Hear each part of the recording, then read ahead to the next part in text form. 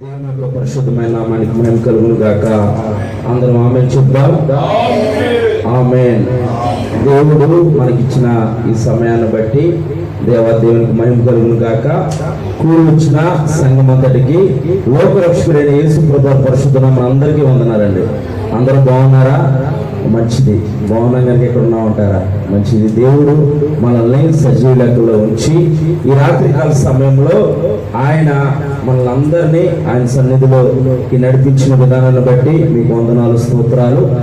అలాగే గడిచిన దినాల్లో కూడా మరి హేమంతే కదా పేరు, హేమంతే కదా, హేమంత్ మరి కుమారుడు హేమంత్ విషయంలో కూడా మరి దైవజనులు ఆనంద్ గారు వారు ఎంతో చొరవ తీసుకొని కొంత ధనాన్ని మరి పోగు చేసి మరి వారి పట్ల కూడా దాతృత్వం ప్రదర్శించడానికి దేవుడు ఎంతగానో కృప చూపించాడు. ఇది ఏదో గొప్ప కోసమో ఘనత కోసం కాదండి, కేవలము దేవుని యొక్క ప్రేమను బట్టే చేయటానికి. మాట సాయమైనా, ఏ సాయమైనా, ధన సాయమైనా, ఏ సాయమైనా, ప్రార్థనా సాయమైనా ఏదైనా చేయడానికి కారణం ఏంటంటే దేవుని యొక్క ప్రేమను బట్టే. వారు దేవుడు తెలుసుకుంటున్న వారు కూడా ఉన్నారు కనుక మరి మనము దేవుని యొక్క ప్రేమను వెల్లడిపరచడానికి దేవుడు మనల్ని ముందుగా ఎన్నుకున్నాడు కనుక మనకి మించిన సాయమే చేస్తున్నాం. మనకున్న పరిస్థితులు అనేక పరిస్థితులు, కానీ మనకి మించిన సాయమే మనం చేస్తున్నాం. దేవుడు ఆ విధంగా కృప చూపించాడు కనుక దేవుడు దైవ సేవకులు ఆనంద్ గారిని, రవితేజ గారిని ఇలాగా ముందు రాబోయే రోజుల్లో మరి మన సంఘం అంతటినీ కూడా రాబోయే రోజుల్లో మరి ఇలాంటి గొప్ప కార్యాలు చేయడానికి దేవుడు తన కృపను మన యందు ఉంచును గాక. ఆమేన్. మరి కూడి వచ్చిన మీ అందరికీ మరొకసారి లోకరక్షకుడైన యేసు ప్రభువు పరిశుద్ధ నామమున వందనాలు తెలియజేస్తూ వాక్యంలోకి వెళ్దాం. పరిశుద్ధ గ్రంథమైన బైబిల్లో నుంచి 107వ కీర్తన పరిశుద్ధ గ్రంథమైన బైబిల్లో నుంచి 107వ కీర్తన 6వ వచనం. 107వ కీర్తన 6వ వచనం. వారు కష్టకాలమందు యెహోవాకు మొరపెట్టిరి, ఆయన వారి ఆపదల నుండి వారిని విడిపించును. మరొకసారి అందరం చదువుకుందాం. 107వ కీర్తన 6వ వచనం. వారు కష్టకాలమందు యెహోవాకు మొరపెట్టిరి, ఆయన వారి ఆపదల నుండి వారిని విడిపించును. దేవుని యొక్క పరిశుద్ధమైన నామానికి మహిమ కలుగును గాక. దేవుని యొక్క సహాయం కొరకు ప్రార్థన చేసుకుందాం. ప్రేమ నమ్మకం కలిగిన పరలోకపు తండ్రి, నీ పరిశుద్ధమైన అత్యున్నతమైన ఘనమైన నామాన్ని బట్టి నీకు వందనాలు, కృతజ్ఞత, స్తుతులు, స్తోత్రాలు తండ్రి. ఈ రాత్రికాల సమయంలో ప్రభా మేమందరము సమాజముగా కూడుకోవడానికి, సంఘముగా కూడుకోవడానికి మీరు మాకు ఇచ్చిన నీ ఉచితమైన కృపను బట్టి మీకు వందనాలు, స్తోత్రాలు తండ్రి. ప్రభా ఈ రాత్రికాల సమయంలో ప్రభా వాక్కు అయి ఉన్న దేవా, అయా నీ వాక్యము బండల్ని బద్దలు కొట్టు శుద్ధి వంటిది నాయన. నీ వాక్యము అర్థం వంటిది నాయన. మీరు మాట పలకగా తండ్రి వెలుగు కలిగింది నాయన. ప్రభా నీ వాక్యపు వెలుగులో ఈ రాత్రికాల సమయంలో మీరు మమ్మల్ని నడిపించుడు ప్రభా. దావీదు భక్తులు అంటున్నాడు తండ్రి, నీ వాక్యము నా పాదములకు దీపము, మా త్రోవకు వెలుగై అంటున్నావు తండ్రి. నాయన నీ వాక్యపు వెలుగులో ఈ రాత్రికాల సమయంలో మీరు మమ్మల్ని నడిపించండి ప్రభా. ప్రతి చీకటి నుంచి తండ్రి ప్రభా మమ్మల్ని విడిపించండి. ప్రతి చీకటి కార్యాల నుంచి ప్రభా విడిపించండి ప్రభా. నీ వాక్యపు వెలుగుతో తండ్రి ప్రభా ఈ రాత్రికాల సమయంలో మీరు మమ్మల్ని దర్శించి ప్రభా మేము 30 గాను 60 గాను 100 గాను ఫలించే కృపను మా అందరికీ మీరు దయచేయమని నీ వాక్కు ద్వారా నాతో మా అందరితో మీరు మాట్లాడమని లోకరక్షకుడైన యేసు ప్రభువు వారి పరిశుద్ధ నామమున ప్రార్థిస్తున్నాము తండ్రి. ఆమేన్. 107వ కీర్తన 6వ వచనము. ఈ కీర్తనలో మనం చూసుకుంటే గనక 3 సార్లు ఇదే వచనం ఉంటుంది. 3 సార్లు ఇదే వచనం ఉంటుంది. మళ్ళీ రిపీట్ అయ్యి 3 సార్లు ఇదే వచనం ఉంటుంది. 107వ కీర్తన 6వ వచనము, 13వ వచనము, 19వ వచనము. 6వ వచనము, 13వ వచనము, 19వ వచనము. ఈ 3 వచనాల్లో ఒకటే అర్థాన్ని భక్తులు అక్కడ రాస్తూ వారి కష్టకాలమందు వారు యెహోవాకు మొరపెట్టిరి, ఆయన వారి ఆపదల నుండి వారిని విడిపించును. దేవునామానికి మహిమ కలుగును గాక. ఈ రాత్రికాల సమయంలో ఎటువంటి కష్టంతో ఉన్న నీవు, ఎటువంటి బాధను అనిపిస్తున్న నీవు, ఎటువంటి వేదన అనిపిస్తున్న నీవు దేవుని సన్నిధిలోకి వచ్చి కూర్చొని, నువ్వు ఖాళీగా కూర్చోలేదు కదా, దేవుని సన్నిధిలోకి వచ్చి నువ్వు ఖాళీగా కూర్చోలేదు, మౌనంగా ఉండలేదు కనుక ఆయన నీ కష్టాన్ని చూస్తున్నాడు, ఆయన నీ వేదన చూస్తున్నాడు, ఆయన నీ బాధను చూస్తున్నాడు. ప్రారంభ ప్రార్థన నుంచి నీవు ఏకీభవించి ఆయనకు స్తుతులు చెల్లించడము, ఆయన ఆరాధించడము, ప్రార్థనలో ఏకీభవించడం నీవు చేసావు గనక ఈయన కూడా ఇక్కడ ఆ ఇశ్రాయేలు ప్రజలు వారి కష్టకాలంలో దేవుడికి మొరపెట్టారంట. వారి కష్టకాలంలో దేవుడికి యెహోవాకు మొరపెట్టింది. ఆయన వారి ఆపదల నుండి వారిని విడిపించును. ఆనాడు ఇశ్రాయేలు పరిస్థితిని మార్చిన దేవుడు నిన్న నేడు నిరంతరము ఏకరీతి ఉన్న దేవుడు. ఆయన అబ్రహాము దేవుడు, ఇస్సాకు దేవుడు, యాకోబు దేవుడు, నీకు నాకు సర్వలోకానికి దేవుడైన యేసు ప్రభువారిని నీవు కలిగి ఉన్నావు కనుక నీ కష్టకాలంలో నువ్వు మొరపెడితే ఆయన నిన్ను దాటిపోయే దేవుడు కాదు, నిన్ను విడిచిపెట్టే దేవుడు కాదు, నాకెందుకు లేనని పక్కకు తప్పిపోయే దేవుడు కాదు. ఆయన తల్లి గర్భంలో రూపింపబడక ముందే నీవు పిండమునై ఉండగా నిన్ను ఎరిగిన దేవుడు. దేవునామానికి మహిమ కలుగును గాక. అందుకే ఇందాక 22వ కీర్తనలో మనం చదువుకున్నాం, నా తల్లి యొక్క నేను సన్యపానములు చేయగా నీవు నన్ను చూచితివి. నా తల్లి గర్భంలో నేను పిండమునై ఉండగా నీ కన్నులు నన్ను చూచెను. మనల్ని సృజించింది ఆయన, ఈ లోకాన్ని సృజించిన సృష్టికర్త అయిన యేసు ప్రభువారికి నీవు మొరపెడితే, నీ కష్టకాలంలో మొరపెడితే, నీ ఇబ్బందికరమైన పరిస్థితుల్లో మొరపెడితే, నీ వేదన పరిస్థితుల్లో నువ్వు మొరపెడితే ఆయన నీకు తోడుగా ఉండి నిన్ను ఆ వేదన నుంచి విడిపించే దేవుడు. దేవుని నామానికి మహిమ కలుగును గాక. నీ శ్రమలో నీవు ఈ దేవుడికి మొరపెడితే ఆయన తప్పించుకునే మార్గాన్ని చూపించే దేవుడు కానీ నిన్ను మధ్యలో వదిలేసే దేవుడు కాదు. దేవునామానికి మహిమ కలుగును గాక. వారి కష్టకాలం మందు యెహోవాకు మొరపెట్టిరి, ఆయన వారి ఆపదల నుండి వారిని విడిపించును. నిర్గమాకాండము 3వ అధ్యాయము 7వ వచనం ఒకసారి చదువుకుందాం. నిర్గమాకాండము 3వ అధ్యాయము 7వ వచనం ఒకసారి చదువుకుందాం. మరియు యెహోవా ఇట్లనెను, నేను ఐగుప్తులో ఉన్న నా ప్రజల బాధను నిశ్చయముగా చూచితిని. పనుల్లో తమను కష్టపెట్టి వారిని బట్టి వారు నాకు మొరపెట్టి ఆ మొరపెట్టిన మొరను విట్టిని వారి దుఃఖములు నాకు తెలిసే ఉన్నవి. దేవునామానికి మహిమ కలుగును గాక. కష్టకాలంలో ఇశ్రాయేలు ప్రజలు 430 సంవత్సరాలు ఐగుప్తు బానిసత్వము అనుభవిస్తూ ఉంటే వెట్టి చాకిరి, వెట్టి పనులు, ఐగుప్తు రాజైన ఫరో వారి మీద కఠినంగా ప్రవర్తించి వారిని కఠినమైన బాధకు అప్పగించి వారి చేత వెట్టి చాకిరి చేయించుకుంటుంటే ఆ కష్టకాలంలో వారు దేవుడికి మొరపెట్టారంట. నీ కష్టకాలంలో నీ దేవుడికి మొరపెడుతున్నావా? నీ కష్టకాలంలో నీ దేవుడికి మొరపెడుతున్నావా? ఈ కష్టాలేంటి, ఈ బాధలేంటి, ఈ వేదనేంటి, ఈ ఇబ్బంది ఏంటి, దేవుడే ఉంటే నాకు ఈ పరిస్థితి ఏంటి అని అంటున్నావా? నేను ఒక మాట చదివాను. ఆ మాట ఏంటంటే మొరపెట్టకపోవటం అంటే ప్రార్థన చేయకపోవటమే దురదృష్టం అంట. దురదృష్టం నన్ను వెంబడిస్తుందండి. నా జీవితం అంతా దురదృష్టమే ఉంది, నా జీవితం అంతా అపజయాలే ఉన్నాయి, నా జీవితం అంతా అవమానాలే ఉన్నాయి, నా జీవితం అంతా నిందలే ఉన్నాయంటే నేను చెబుతాను దేవుడి పేరట, నీవు దేవుడికి మొరపెడితే. దురదృష్టం అంటే దేవుడికి మొరపెట్టకపోవటమే, సృష్టికర్తకు ప్రార్థన చేయకపోవటమే దురదృష్టం. అదే ప్రార్థన చేస్తే ఇప్పుడు కాకపోతే రేపైనా విడుదల వచ్చింది, రేపు కాకపోతే ఎల్లుండి అయినా విడుదల వచ్చింది, ఎల్లుండి కాకపోతే 1 గంటలో అయినా విడుదల వచ్చింది. దేవుని నామానికి మహిమ కలుగును గాక. ఇశ్రాయేలు ప్రజలు, దేవుని ఎరిగిన ప్రజలు కష్టకాలంలో, వేదనలో, కష్టంలో, బాధలో ఉంటే వారు దేవునికి మొరపెట్టారంట. మరియు యెహోవా ఇట్లనెను, నేను ఐగుప్తులో ఉన్న నా ప్రజల బాధను నిశ్చయముగా చూచితిని. ఆనాడు ఇశ్రాయేలు బాధను చూచిన దేవుడు ఇప్పుడు నీ బాధను దేవుడు చూడడా? నీ కష్టాన్ని దేవుడు చూడడా? నీకున్న పరిస్థితిని దేవుడు చూడడా? ఆయన తప్పకుండా నా పరిస్థితి, నీ పరిస్థితి చూస్తున్న దేవుడు.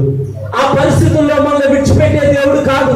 ఇశ్రాయేలు ప్రజలు విడిచిపెట్టలేదు, నాకెందుకని దాటిపోలేదు, వారు నా మాట వెళ్ళలేదని వారిని దూరంగా పెట్టలేదు.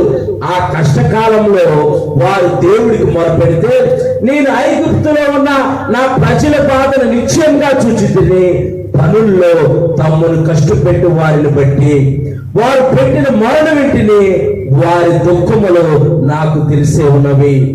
నా దుఃఖములు దేవుడికి తెలిసే ఉన్నవి. చాలా మంది అనుకుంటారు, మేము దేవుడిని నమ్ముకున్న తర్వాత కష్టాలు ఎక్కువైపోయినాయి పాస్టర్ గారు, బాధలు ఎక్కువైపోయినాయి, కష్టాలు ఎక్కువైపోయినాయి, అన్ని నష్టాలే వెంబడిస్తున్నాయి. నేను అంటాను అది అబద్ధం అంటాను. అది అబద్ధం, పచ్చి అబద్ధం. దేవుడు నమ్ముకున్న తర్వాత కష్టాలు ఎక్కువైపోయినాయి, బాధలు ఎక్కువైపోయినాయి, అపరందలు ఎక్కువైపోయినాయి అంటూ ఉంటారు. ఇక్కడ ఇశ్రాయేలు ప్రజలు ఒకసారి చూద్దాం, మనం ఒకసారి చూద్దాం. న్యాయాధిపతుల గ్రంథము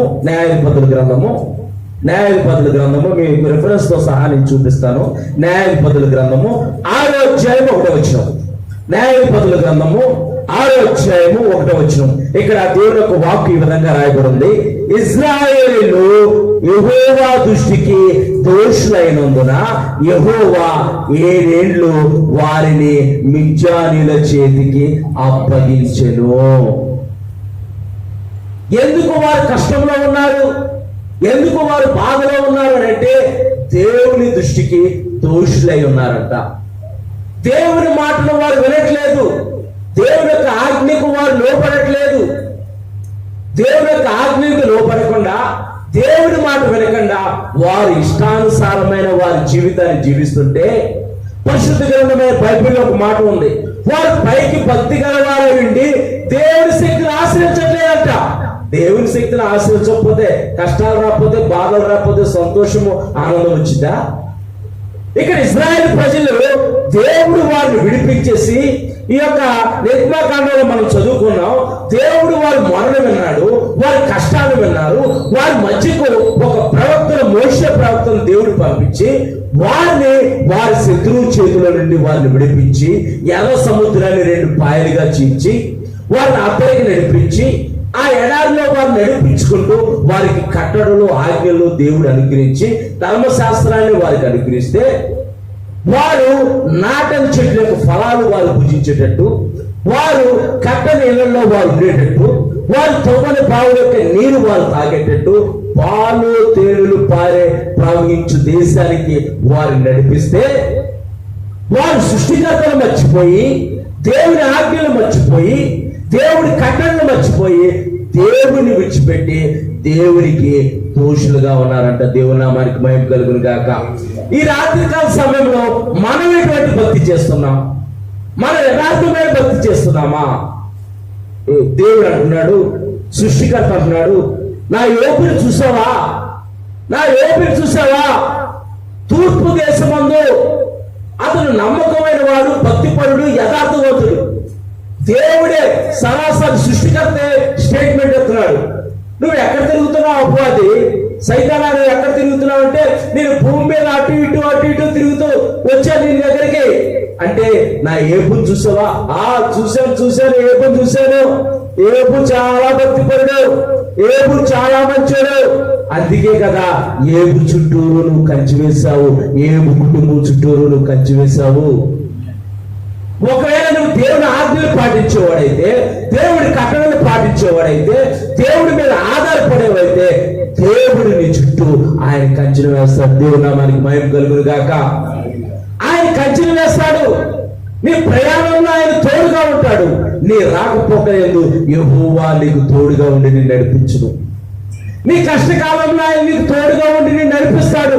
నీ కష్టంలో నుంచి ఆయన నిన్ను విడిపించి, ఆయన దక్షిణ హస్తంతో నిన్ను ఆదుకునే దేవుడు లోకరక్షకుడైన యేసు ప్రభువారు. ఇక్కడ ఇశ్రాయేలు ప్రజలు ఈ యొక్క న్యాయాధిపతుల గ్రంథం 6వ అధ్యాయంలో ఇశ్రాయేలు యెహోవా దృష్టికి దోషులైనందున యెహోవా 7 ఏళ్ళు మిద్యానీయుల చేతికి వారిని అప్పగించారు. ఆ శత్రువు వచ్చేసి వారి మీద పడి, వారు పండించింది, వారు సంపాదించుకున్నంతా దోచేసుకుంటున్నారు.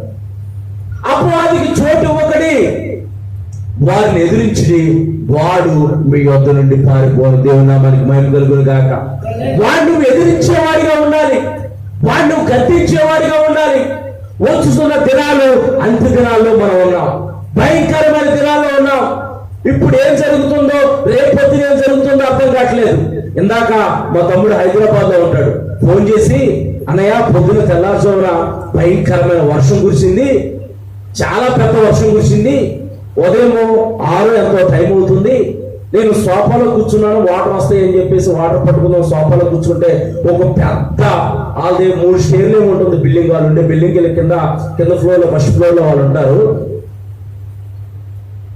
పెద్ద పిడుగు పడిందన్నా, పెద్ద పిడుగు పడితే ఈ 3 స్టేర్ల బిల్డింగ్ అదిరిపోయింది, భూకంపం వచ్చేసేటట్టు కిటికీ కరకర సౌండ్ వచ్చేసి క్రాక్ ఇచ్చిందంట. ఎప్పుడు ఏమి జరుగుతుందో కూడా తెలియని పరిస్థితుల్లో మనం బతుకుతున్నాం. ఇప్పుడు ఏం జరుగుతుందో, ఇంకొంచెం సేపటికి ఏం జరుగుతుందో మనకి తెలియని పరిస్థితుల్లో మనం ఉన్నాం కనుక మనం యథార్థమైన భక్తి చేస్తూ బ్రతికిన కాలము దేవునికి నమ్మకంగా యథార్థంగా బతకాలి. మనం దేవుని నామానికి మహిమ కలుగాక. నమ్మకమైన వానికి దీవులను మెండుగా కుమ్మరిస్తాయని దేవునికి వాక్కు చెబుతుంది. ఇక్కడ ఇశ్రాయేలు ప్రజలు 6వ అధ్యాయంలో, సరే 6వ అధ్యాయంలో వారు దేవుని దృష్టికి దోషులయ్యారు. మళ్ళీ చూద్దాం వారు ఎలాంటి పరిస్థితుల్లోకి వెళ్ళిపోయారో మళ్ళీ చూద్దాం వారిని. 13వ అధ్యాయానికి రండి. 13వ అధ్యాయానికి, న్యాయాధిపతులు 13వ అధ్యాయానికి రండి ఒకసారి. న్యాయాధిపతులు 13వ అధ్యాయం నేను చదువుతాను. ఇశ్రాయేలు మరలా అనే మాట గుర్తుపెట్టుకోండి. ఇశ్రాయేలు ప్రజలు మరలా యెహోవా దృష్టికి దోషులు కాగా యెహోవా 40 సంవత్సరంలో వారిని ఫిలిస్తీన్ల చేతికి అప్పగించిన. ఇందాక ఎన్నేళ్ళని చెప్పుకున్నాం? 7 ఏళ్ళు. ఇందాక 7 సంవత్సరాలే. 7 సంవత్సరాలు మిద్యానీయుల చేతికి అప్పగిస్తే సరే మళ్ళీ మొరపెట్టారు వారు. మళ్ళీ కష్టకాలంలో ఈ యొక్క 107వ కీర్తనలో మీరు చదువుకోండి, ఆ కాన్సెప్ట్ అంతా మీకు అర్థమైపోయింది. వివరంగా చెప్పడం సమయం. వాళ్ళు ఎలాంటి పరిస్థితుల్లో ఉన్నారంటే కష్టకాలంలో దేవుడి దగ్గరకు వస్తున్నారు, మొరపెడుతున్నారు, దేవుడి దీవెనలు పొందుకుంటున్నారు, ఆశీర్వాదాలు పొందుకుంటున్నారు, మళ్ళీ పాపంలోకి వెళ్తున్నారు. మళ్ళీ దేవుడి దగ్గరకు వస్తున్నారు, మళ్ళీ దేవుడి దగ్గర మొరపెడుతున్నారు, మళ్ళీ దేవుడు వారిని దీవిస్తున్నారు, మళ్ళీ పాపంలోకి వెళ్ళిపోతున్నారు. ఇక్కడ మనం 6వ అధ్యాయంలో చదివితే వారు యెహోవా దృష్టికి దోషులు కాగా 7 ఏళ్ళు దేవుడు వారిని అప్పగించాడంట. దేవుడు కావాలని ఎవరిని అప్పగించడం, శ్రమలకి ఇబ్బందులకి దేవుడు కావాలని అప్పగించడం. ఏదో లోపం ఉంటుంది. మత్సరము ఎముకలకి కుళ్ళు అంట. పరిశుద్ధ గ్రంథమైన బైబిల్లో రాబడి మత్సరం అంటే ఎదుటి వారి మీద మనం అసూయపడితే, ఎదుటి వారి మీద మనం క్రోధం కలిగి ఉంటే, ఎదుటి వారి ఎదుగుదలను మనం కోరుకోకపోతే మత్సరము ఎముకలకు కుళ్ళు అని. అంటే నేను ఒక మాట చెప్తాను. భార్యాభర్తలు ఇద్దరు ఉంటారు. భార్యాభర్తలు నిన్ను చేసుకున్న తర్వాత నా జీవితం ఎట్టయిందిరా బాబు అంటారు. నేను చేసుకున్నాకే నా జీవితం ఎలా అయింది, నేను చేసుకున్నాకే నా బ్రతుకులా అయింది, నాకు ఆ మొదటి వచ్చిన సంబంధం చేసుకుంటే నేను రాణిలాగా ఉందని అంటారు. నువ్వు అలా అయిపోవాలి ఎలా అయిపోవాలని ఎవరు తిడుతున్నారు? సగభాగమైన భర్తను తిడుతుంటే నువ్వెవరో తనలో సగభాగం. వారిద్దరు ఏక శరీరం పరిశుద్ధ గ్రంథమైన బైబిల్ చెబుతుంది, దేవుని యొక్క వాక్యం చెబుతుంది. అంటే నువ్వు భర్తను తిడుతుంటే, భర్త భార్యను తిడుతుంటే ఎవరి దేహానికి ముప్పు కలుగుతుందంటే తిట్టిన వారి దేహానికి ముప్పు కలుగుతుంది. దేవుని నామానికి మహిమ కలుగును గాక. మత్సరము ఎముకలకి కుళ్ళు. మనం మత్సరం పెట్టుకొని, ద్వేషం పెట్టుకొని, అసూయ పెట్టుకొని యథార్థమైన భక్తి మనం చేయలేము. ఇశ్రాయేలు ప్రజలు దేవుని దృష్టికి దోషులైతే 7 ఏళ్ళు వారు దేవుడు 7 సంవత్సరాలు సరిపోయిందిలే పాప వీళ్ళు నా బిడ్డలు కష్టపడుతున్నారని 7 ఏళ్ళు అప్పగిస్తే 7 ఏళ్ళు అప్పగించినప్పుడు బుద్ధి రావాలా, వాళ్ళకి జ్ఞానం రావాలా. మనం కూడా మన యొక్క జీవన ప్రయాణంలో, మన విశ్వాస యాత్రలో కష్టాలు ఎందుకు వస్తాయి అని చెప్పేసి మనం వెనక్కి తిరిగి చూడం. దేవుడు పంపించాడు, దేవుడికి పంపిస్తారు, దేవుడికి పరిపాట వేయలేదా? నేను కష్టం పెట్టాలని, నిన్ను బాధ పెట్టాలని, నిన్ను ఇబ్బంది పెట్టాలని, నువ్వు కృంగిపోతే చూసి ఆనందించాలని దేవుడు అనుకుంటాడా? నువ్వే దానికి స్పేస్ ఇచ్చావు, దానికి సంధించింది నువ్వే. అదంతా శుభ్రమంతా ఇల్లంతా శుభ్రం చేసి పెట్టిన తర్వాత అంట ఆవిడ వెళ్ళిపోయి మళ్ళీ 7 చెడ్డాట్లు పట్టుకొని వస్తానంట. నీ హృదయంలో దేవుడికి చోటు లేకపోతే వాడు వచ్చి సింహాసనం వేసుకొని కూర్చుంటాడు. అబ్బా భలే దొరికేవరా బాబా నాకు అని అంటాడు. భలే దొరికావు, ఇప్పుడు దొరికావని అంటాడు. ఇక్కడ ఇశ్రాయేలు ప్రజలు ఒకసారి నష్టపోయారు, ఒకసారి ఇబ్బందులో పడ్డారు, ఒకసారి వేదనలో పడ్డారు. దేవుడు కనికరించి వారి మొరను ఆలకించి వారి యొద్దకు గిద్దోని పంపించి వారిని విడిపించి వారిని ఆస్వాదిస్తే, మళ్ళీ వారు దేవుడి ఆజ్ఞలు, దేవుడి కట్టడలు వారు మర్చిపోయి దేవుడికి వ్యతిరేకమైన కార్యకలాపాలు చేయడం మొదలు పెడితే, ఇక్కడ రాయబడి ఉంది 13వ అధ్యాయంలో, ఇజ్రాయేల్ ప్రజలు మరలా అంటే ముందు ఒకసారి చేశారు, దేవుడి దృష్టికి అసహ్యమైన కార్యాలు మళ్ళీ చేశారు. ఇజ్రాయేల్ ప్రజలు మరలా యెహోవా దృష్టికి దోషులు కాగా యెహోవా 40 సంవత్సరంలో వారిని ఫిలిష్తీయుల చేతికి అప్పగించును. యోబుని ఎందుకు అప్పగించాడు? మరి యోబుని అప్పగించాడు కదా అని అంటే, యోబుని అప్పగించాడు కరెక్టే. యోబులో ఉన్న నమ్మకత్వాన్ని బయటికి తీయడానికి దేవుని నామానికి మహిమ కలుగును గాక. యోబు మనకులాగా దేవుడే పెట్టాడంటే అనలేదు. యెహోవా ఇచ్చెను, యెహోవా తీసుకుపోయాను, ఆయన నామానికే మహిమ కలుగును గాక అని చెప్పాడు. ఆయన నామానికే మహిమ కలుగును గాక. ఆయనే గొప్పవాడు, ఆయనే సృష్టికర్త అయిన దేవుడు. సమాధిలో నుండి నా ప్రాణమును లేవనెత్తువాడు ఆయనే. కరుణా కటాక్షుడు కిరీటము ధరింపు చేయవాడు ఆయనే. తూర్పుకి పడబడి ఎంత దూరమో ఆయన మన పాపములు అంత దూరపరిచి ఉన్నాడు. దేవుని నామానికి మహిమ కలుగును గాక. మన పాపము అగాధమైన సముద్రంలో పడవేశాడంట. దేవుని నామానికి మహిమ కలుగును గాక. ఆయన మరెన్నడూ మన దోషములు జ్ఞాపకం చేసుకునేవాడు కాదు. మనమైతే మనకి ఎవరైనా హాని చేస్తే, వాడు పలానప్పుడు నాకు హాని చేశాడండి, మర్చిపోలేకపోతానండి, నేను అస్సలు నా వల్ల కావట్లేదండి అని అంటాం. దేవుడు ఒకసారి క్షమించాడంటే మళ్ళీ దాన్ని జ్ఞాపకం చేసుకోండి. దేవుని నామానికి మహిమ కలుగును గాక. ఆయన కృపను ఆధారం చేసుకొని మనం బతకాలి, కానీ ఆయన కృపని నిరర్థకం చేసేవారుగా మనం ఉండకూడదు. ప్రియ దేవుని సంగమా, ఇక్కడ ఇజ్రాయేల్ ప్రజలు మరలా వారు యెహోవా దృష్టికి దోషులు కాగా యెహోవా వారిని 40 సంవత్సరములు ఫిలిష్తీయుల చేతికి అప్పగించారట. 7 ఏళ్ళు మంచిదా, 40 సంవత్సరాలు మంచిదా? కష్టం వచ్చినప్పుడే దేవుని వద్దకు రావాలి. నేను అంటాను, కష్టం ఉన్నా కష్టం లేకపోయినా, బాధ ఉన్నా బాధ లేకపోయినా, నష్టం ఉన్నా ఇబ్బంది అయినా సరే, నీవు యేసులో అడ్డుకట్టబడి ఉంటే నీవు పచ్చని ఒలీవ చెట్టు వలె వికసిస్తావు. దేవుని నామానికి మహిమ కలుగును గాక. కష్టాలు, శ్రమలు చుట్టాలు లాంటివి. అవి అస్తమానం వచ్చేసి నీ దగ్గర ఉండవు. చుట్టాలు ఎప్పుడు వస్తారు? రోజు వస్తారా? అప్పుడప్పుడు వస్తారు. పలకరీయడానికి ఎలా ఉన్నారండి, ఎలా ఉన్నారు రాజుగారు, ఎలా ఉన్నారండి, ఎలా ఉన్నారు, బాగున్నారా, పలకరీయడానికి వస్తారు. నేను అంటాను, కష్టాలు, బాధలు చుట్టాలంటివి. అస్తమానం కష్టాలు, అస్తమానం బాధలు ఉండవు. మన వ్యక్తిగతమైన భక్తి జీవితం ఎలా ఉందో మనం పరిశీలన చేసుకోవాలి.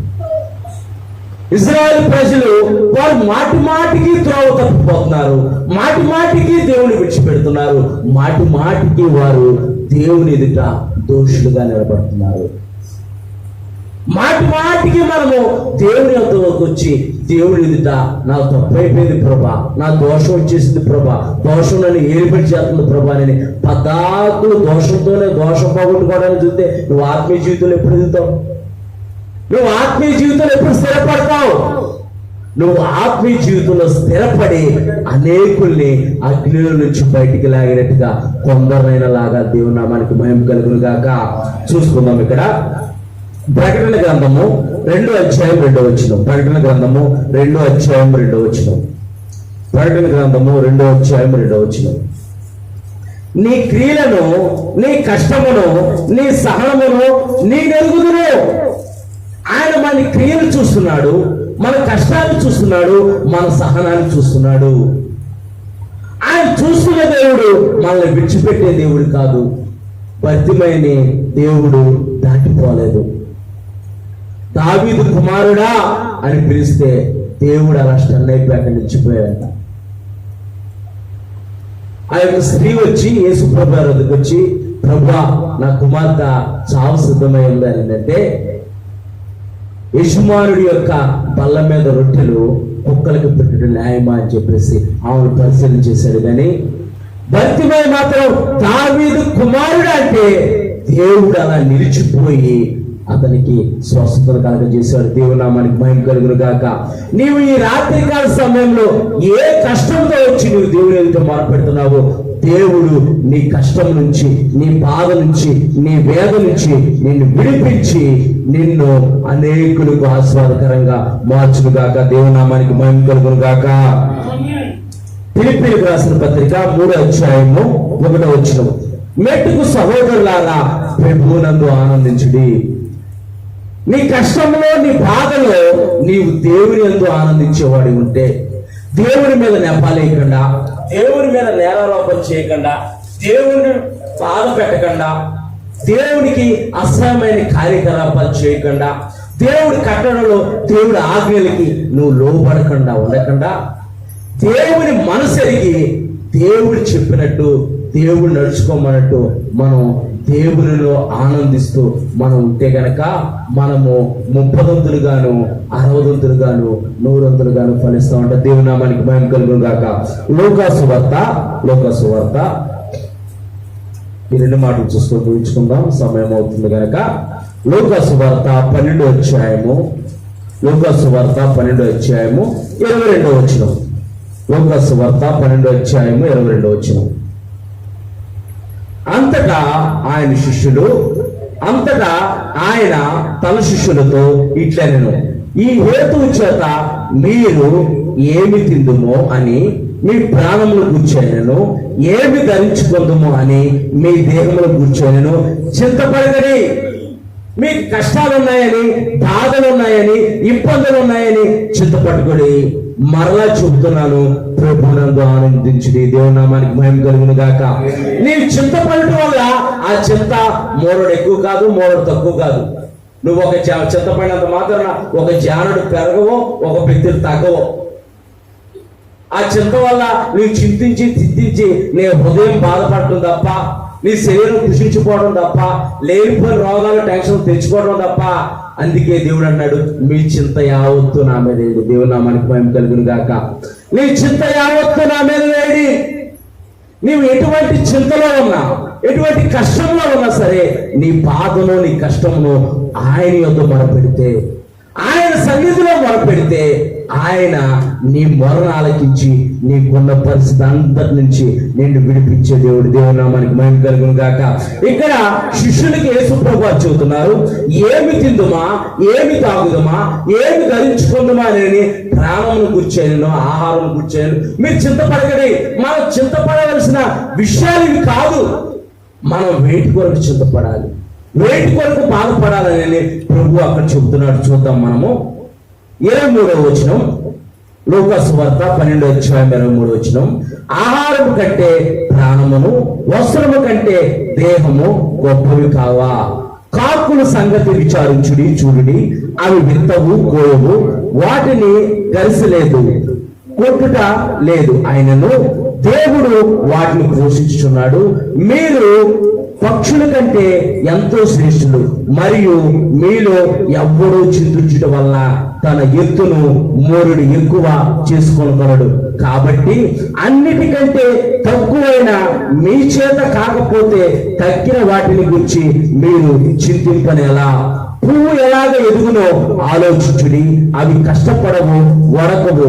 అయినను తన సమస్త వైభవంతో కూడిన సొలొమోను సైతము వీటిలో ఒకదాని వలె అలంకరింపబడలేదని మీతో చెప్పుచున్నాను. దేవుని నామానికి మహిమ కలుగును గాక. సొలొమోను గొప్ప రాజండి, సొలొమోను గొప్ప జ్ఞాని. సొలొమోనుకి ఆహారం వడ్డించేవారు ఆయన ఒక బల్ల చూస్తే షేబాదేశపు రాణి వచ్చేసి ఆ యొక్క వైభవం అంతా చూసి ఎంతో ఆశ్చర్యపోయిందంట. అంత గొప్ప రాజు సైతము ఒక పువ్వులే అలంకరించబడలేదంట. దేవుని నామానికి మహిమ కలుగును గాక. ఆయన పక్షుల కొరకు, చెట్ల కొరకు, వృక్షాల కొరకు ప్రాణం పెట్టలేదు. ఆయన పోలికలో సృజించబడిన నీ కొరకు, నా కొరకు, సర్వలోక మానవాళి కొరకు ప్రాణం పెట్టిన దేవుడు. దేవుని నామానికి మహిమ కలుగును గాక. ఆ పువ్వులే ఆ విధంగా అలంకరించబడితే, అంత వైభవంతో అలంకరించబడితే అంటున్నాడు. ఇక్కడ చూసుకున్నాం, నేడు పొలంలో ఉండి రేపు పొయ్యిలో వేయబడు అడవి గడ్డిని దేవుడు ఇలాగ అలంకరించిన అల్ప విశ్వాసులారా, మీకు మరి ఎంతో నిశ్చయముగా వస్త్రములు ఇచ్చును, ఏమి తిందుమో ఏమి తాగుదుమో అని విచారింపుకుడి,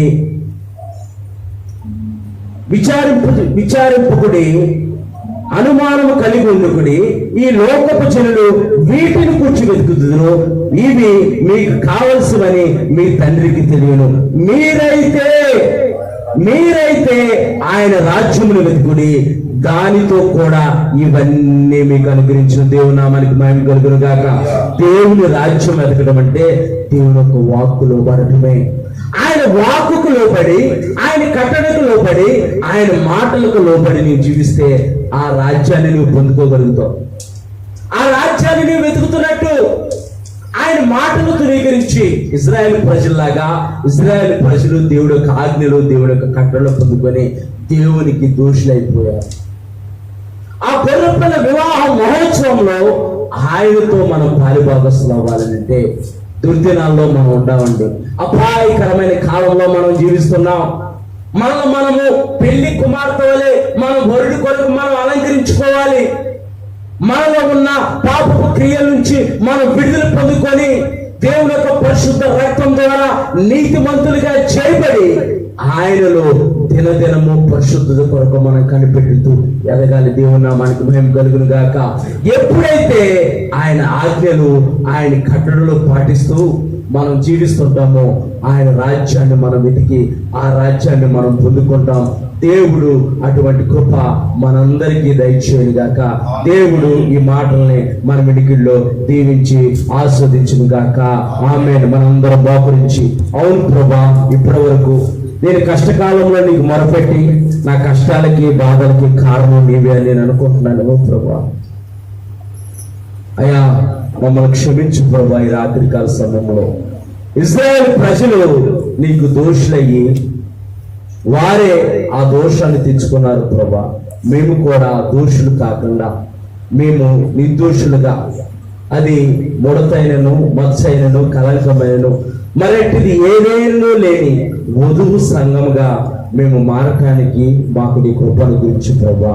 ఈ రాత్రికాల సమయంలో ఆయన పాద సన్నిధిలో మనం తగ్గించుకొని మనము ఆయన సన్నిధిలో మొరపెడితే ఏమి తిందుమా ఏమి తాగుదుమా అని కాదు, కానీ వాటిలన్నిటి గురించి ఆయన ఎరిగి ఉన్న దేవుడు, మన పరలోకపు తండ్రి చూస్తున్న దేవుడు గనక నీ ఆజ్ఞలకి, నీ కట్టడలకి నేను లోబడి నేను ఎలా జీవించాలి ప్రభా, నేను ఎలా బ్రతకాలి ప్రభా, నేను ఎలాంటి భక్తి చేయాలి ప్రభా అని ఆయన రాజ్యం కొరకు నీవు ప్రయాసపడితే ఆ నిత్య రాజ్యంలో నీకు స్థానం కల్పించే దేవుడు. మనందరం అలా కళ్ళు మూసుకొని ఉంటుండగా